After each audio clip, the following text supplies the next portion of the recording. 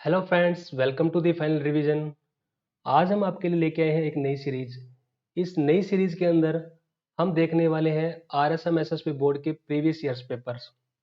Day by day हम एक नया पेपर डिस्कस करने वाले हैं और डिटेल से उसकी व्याख्या जानने वाले हैं। जितने भी आपके आगामी जो है एग्जाम है, जैसे कि वीडियो मेंस हो गया या राजस्थान कांस्टेबल हो गया या फिर कंप्यूटर अनुदेशक, इन सभी के लिए बहुत ही महत्वपूर्ण साबित होने वाले हैं। तो चलिए शुरुआत करते हैं एक नए पेपर की। आज जो हम पेपर डिस्कस करने वाले हैं ये है मैकेनिकल डिप्लोमा का पेपर। 2016 का पेपर है, इसको आज हम डिस्कस करने वाले हैं, डिटेल से उसकी व्याख्या देखने वाले हैं। तो चलिए शुरुआत करते हैं। पहला प्रश्न है, किसानों से वसूल की जाने वाली विविध लाग भागों का उल्लेख किसमें प्राप्त होता है? तो ये एक ताम्रपत्र का क्वेश्चन है। तो जो विविध लाग भागों का उल्लेख हमें मिलता है वो मिलता है हमें चोकली ताम्रपत्र से। और जो ये चोकली ताम्रपत्र है ये है वागड़ भाषा से रिलेटेड, और ये ताम्रपत्र मिलता है हमें डूंगरपुर से। ठीक है। और इसके हम ऑप्शन की बात करें तो पुर ताम्रपत्र से हमें मिलता है जो रानी कर्मावती थी। रानी कर्मावती रानी कर्मावती ने अपने जौहर से पहले जो दान दक्षिणा दी थी उसके बारे में हमें जानकारी मिलती है पुर ताम्रपत्र से। तो ये भी आप ध्यान रखिएगा। और खिरोदा ताम्रपत्र की अगर मैं बात करूं तो इसके अंदर हमें मिलती है जो एकलिंग जी का मंदिर है। एकलिंग मंदिर के अंदर कुंभा द्वारा प्रायश्चित का हमें उल्लेख मिलता है, और हल जोतने की भूमि दान करने का भी हमें इसमें उल्लेख मिलता है। तो ये आप ध्यान रखिएगा। नेक्स्ट क्वेश्चन देखते हैं, कौन सा कूट सुमेलित नहीं है?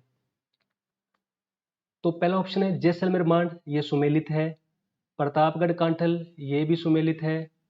उदयपुर मेवल, ये सुमेलित नहीं है। तो सही आंसर हो जाएगा उदयपुर मेवल, क्योंकि जो मेवल क्षेत्र है वो है डूंगरपुर बांसवाड़ा का। ठीक है, ना कि उदयपुर का। और झालावाड़ टोंक मालव, ये भी सही है। नेक्स्ट क्वेश्चन देखते हैं, पाशुपत संप्रदाय से संबंधित गुरु विश्वरूप का उल्लेख मिलता है।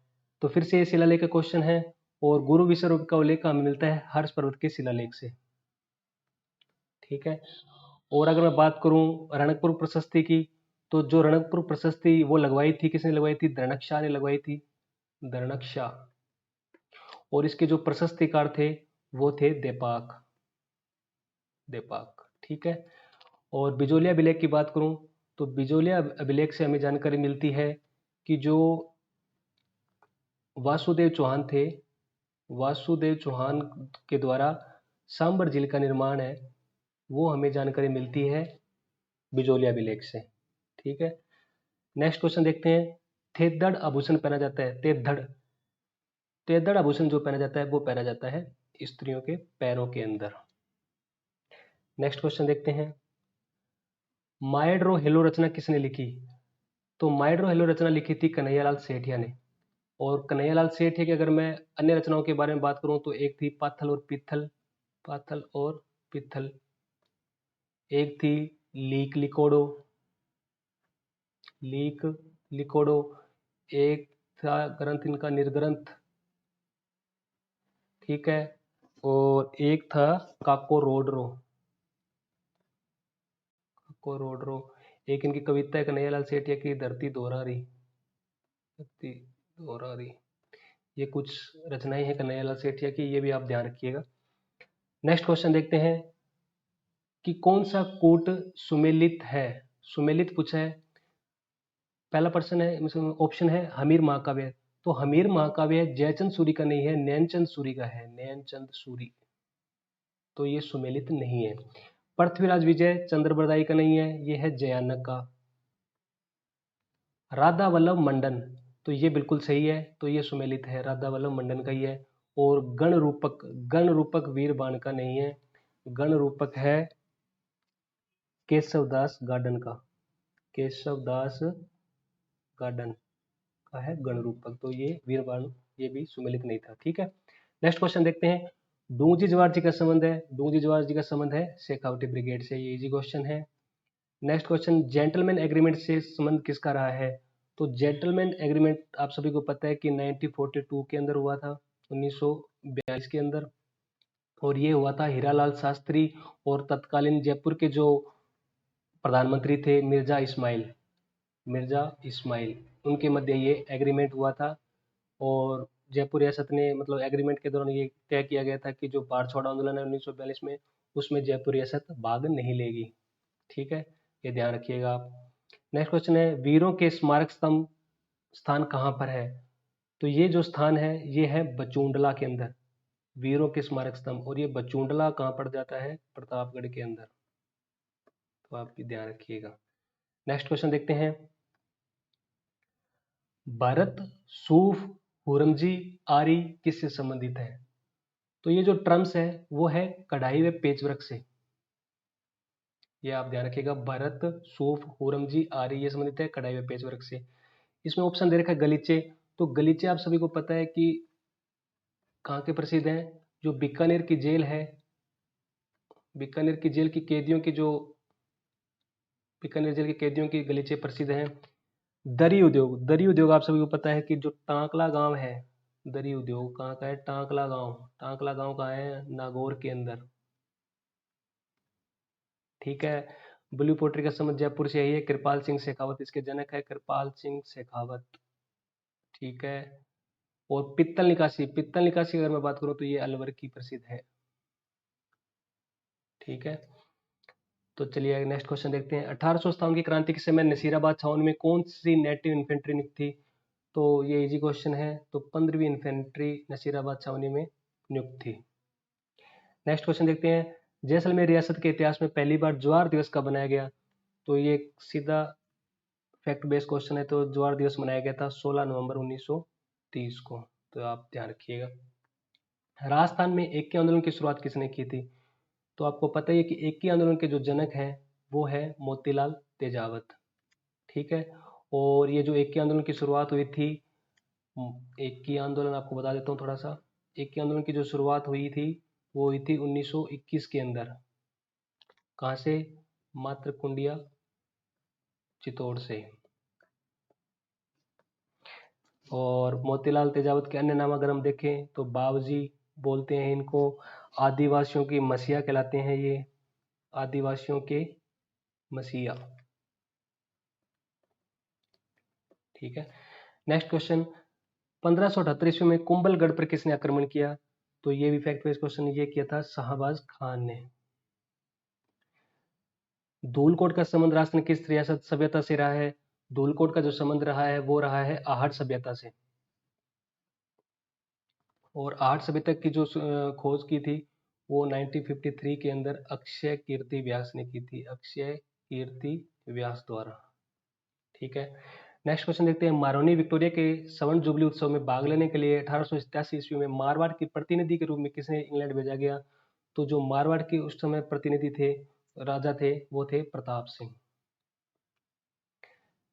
मांडव ऋषि की तपोस्थली मांडकला के 16 प्राचीन मंदिर स्थित हैं।